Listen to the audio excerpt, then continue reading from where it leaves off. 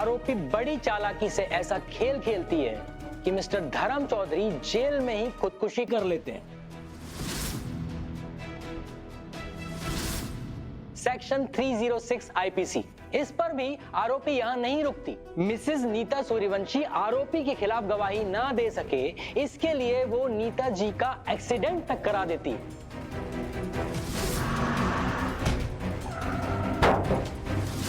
उस एक्सीडेंट में नीता जी की जान तो बच जाती है, पर उनकी याददाश्त चली जाती है। और ये सब जानते हुए भी आरोपी ने नीता जी के बच्चों को उनकी ही मां के खिलाफ ये कहकर भड़काया कि उनकी मां ने अपनी जिंदगी संवारने के लिए उन्हें रोता बिलखता छोड़ दिया और चली गई।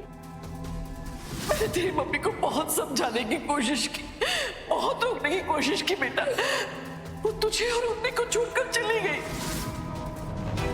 बच्चों पे मानसिक और भावनात्मक अत्याचार करना, अपने फायदे के लिए उनका इस्तेमाल करना, इससे बड़ा और घिनौना जुर्म तो और कोई हो ही नहीं सकता माय लॉर्ड। आरोपी ने एक नहीं बल्कि दो परिवार के मासूम बच्चों को ऐसे घिनौने घाव दिए, सालों साल भर न सके माय लॉर्ड। तो अगला आरोप है अटेम्प्टेड मर्डर माय लॉर्ड। सालों बाद नीता जी अपने बच्चों के साथ में अपने घर में रहना शुरू कर देती, जिसकी वजह से उनकी याददाश्त भी वापस आ जाती है। मगर इससे पहले कि वो आरोपी के गुनाहों का काला चिट्ठा अपने बच्चों के सामने खोल पाती, आरोपी उन्हें मारने के इरादे से उनके ही घर की छत से धक्का दे देती है। और उसके बाद आरोपी का सबसे बड़ा और घिनौना अपराध माय लॉर्ड, जब नीता जी अस्पताल में अपनी जिंदगी और मौत के बीच में झूल रही थी और मेरी क्लाइंट रीत चौधरी उन्हें बचाने के लिए जरूरी दवाइयां उन तक पहुंचाने के लिए जद्दोजहद कर रही थी, उन्हें आरोपी ने किडनैप करा लिया माय लॉर्ड। और नीता जी दवाइयां ना मिल पाने की वजह से अस्पताल में ही दम तोड़ देती है माय लॉर्ड। आरोपी ने एक नहीं बल्कि दो हंसते खेलते परिवारों को बर्बाद कर दिया। आरोपी ने सिर्फ अपनों का भरोसा नहीं तोड़ा, बल्कि खून के रिश्तों और इंसानियत पर भी सवालिया निशान लगा दिया।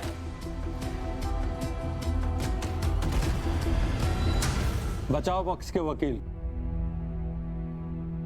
ले रही है इस बात का, क्योंकि मेरी बहन ने इस इंसान से गैर कानूनी शादी करने के लिए मना कर दिया था। यह सच नहीं है, ये एक भद्दा मजाक है। Silence, order order.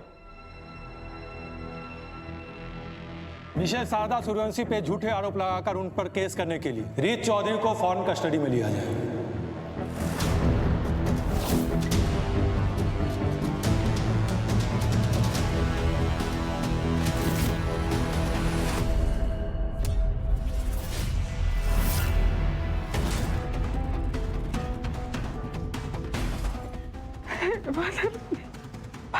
रक्षा कर,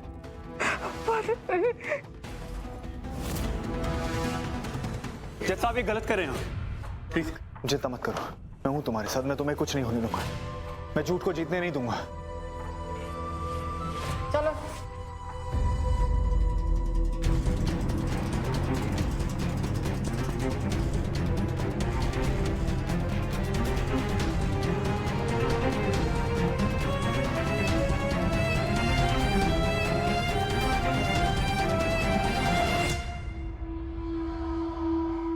इसमें आपकी राघव सूर्यवंशी ने मदद की है? शारदा जी, क्या आप अदालत के फैसले से संतुष्ट हैं? आप सब पत्रकार, सब न्यूज रिपोर्टर, सब अच्छी तरह से जानते हैं कि बेगुनाह इंसान की आजादी को चोट कैसे पहुंचाई जा सकती है। रीत भी तो आपके जैसी एक रिपोर्टर है ना, आप में से एक है, और आप सब जानते हैं कि वो राघव सूर्यवंशी की पत्नी है। मैं उसकी बुआ सास हूं। एक घरेलू झगड़े के चलते वो मेरे पीछे पड़ गई और बात यहां तक पहुंचा दी। आप ही बताइए, मैं उसका मुकाबला कैसे कर सकती हूँ? मैं एक पुराने जमाने की सिंपल औरत हूँ। मुझे कैसे पता होगा कि वॉइस मैसेज भी नकली बनाए जा सकते हैं? सब कुछ मेरे खिलाफ था, लेकिन मुझे खुशी है कि कानून ने मेरा साथ दिया। वो समझ गए कि मेरे खिलाफ षड्यंत्र हुआ है, मुझे फंसाया जा रहा है। आज कानून ने मुझे बेगुनाह साबित करके मुझे बाइज्जत रिहा किया है, लेकिन सच बताऊं, आज मेरे दिल में एक अजीब सा सुकून है कि कभी अगर आगे जाकर मैं ऊपर स्वर्ग में जाकर मेरी भाभी नीता से मिलूंगी तो मैं उससे नजरें मिलाकर कह पाऊंगी कि मैं उसकी गुनहगार नहीं हूं, मैं निर्दोष हूं, सत्य की जीत हुई नीता।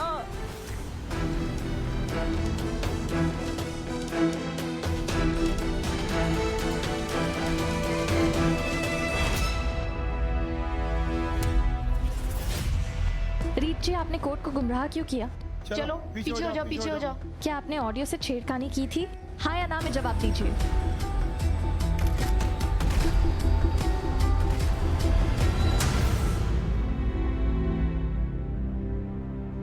रीत, राघव, तुम घबराओ मत, मैं हूं तुम्हारे साथ। मैं तुम्हें कुछ नहीं होने दूंगा, जेल से जल्दी निकलवा लूंगा। राघव, आपको तो मुझ पे भरोसा है ना? आप जानते हैं ना कि बुआ जी ने जो भी इल्जाम लगाया वो झूठे हैं, मैंने ऐसा कुछ नहीं किया है। मुझे तुम पर पूरा भरोसा है रीत। इस बार हम उन्हें जीतने नहीं देंगे।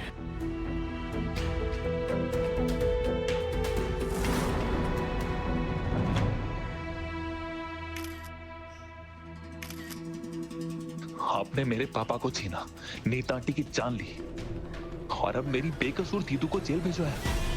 आपको जीने का कोई हक नहीं, आपको मर जाना चाहिए।